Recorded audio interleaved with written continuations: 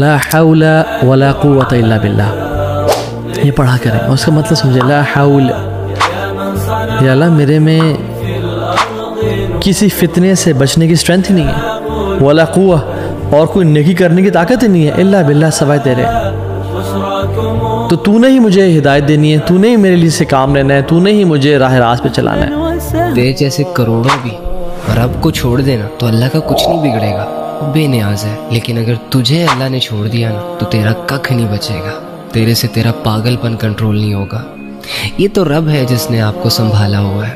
وہ اللہ اگر آپ کو دنیا کے حوالے کرتا نا، یا دنیا کے حالات میں آپ کو اکیلا چھوڑ دیتا، تو یہ دنیا اور دنیا کے لوگ آپ کو کب کا کھا پی چکے ہوتے. یہ تو اللہ ہے جسے میں اور تم روزانہ اگنور کرتے ہیں، لیکن اس کے باوجود وہ ساتھ نہیں چھوڑ رہا.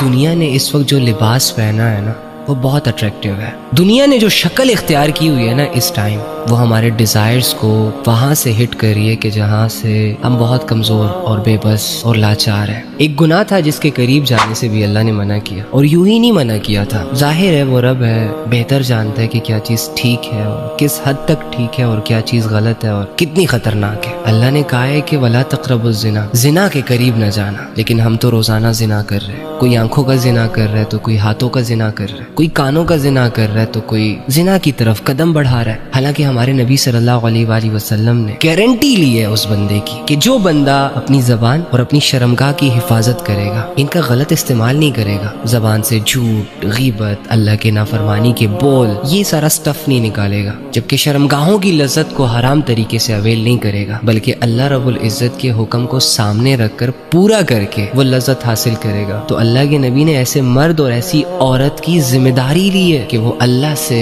ان کو جنت لے کر دے گا. لیکن وہی بات کہ غفلتوں کا عالم یہ ہے کہ لوگوں کو خدا نہیں یاد، لوگوں کا دل تو اللہ سے نہیں جڑ رہا. جنت میں جانے کے جذبے تو بہت بعد میں آتے ہیں.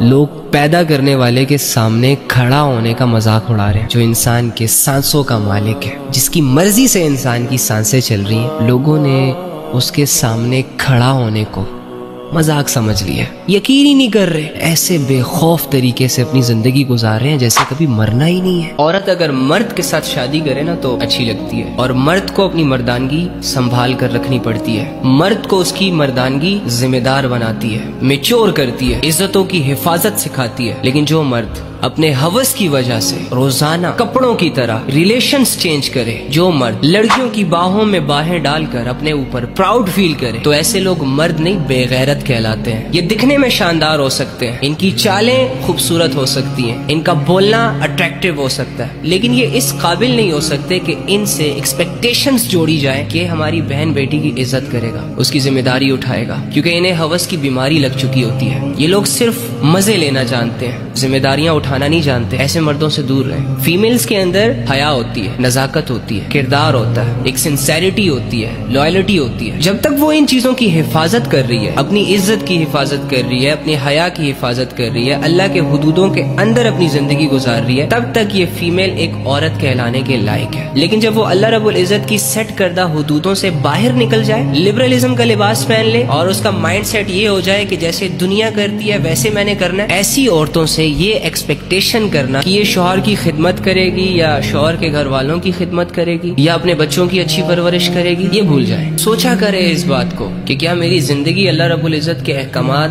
قاعدے اور قانون کے مطابق گزر رہی ہے یا اپنی منمانیوں کے حوالے ہو چکا ہوں. کیا میری زندگی میں اللہ اور اس کا رسول میٹر کر رہا ہے یا صرف لوگ ہی میٹر کر رہے ہیں، یا جن چیزوں کا سکوپ ہوگا وہی میٹر کرے گا. زندگی بہت مختصر ہے، تمہارا ایک فیصلہ تمہیں بہت آگے تک لے جا سکتا ہے. اللہ کے لیے کی گئی تمہاری چھوٹی سی ایفرٹ اللہ رب العزت کی نظروں میں تمہیں بہت اونچے مقام تک لے جا سکتی ہے. یا اللہ قربان جاؤں تیری ذات پر، محبت کا انداز کتنا سادہ ہے تیرا، تجھے منانے کے لیے الفاظوں کی ضرورت ہی نہیں پڑتی، ایک سجدے میں ہی بندے کو اپنا بنا لیتا ہے.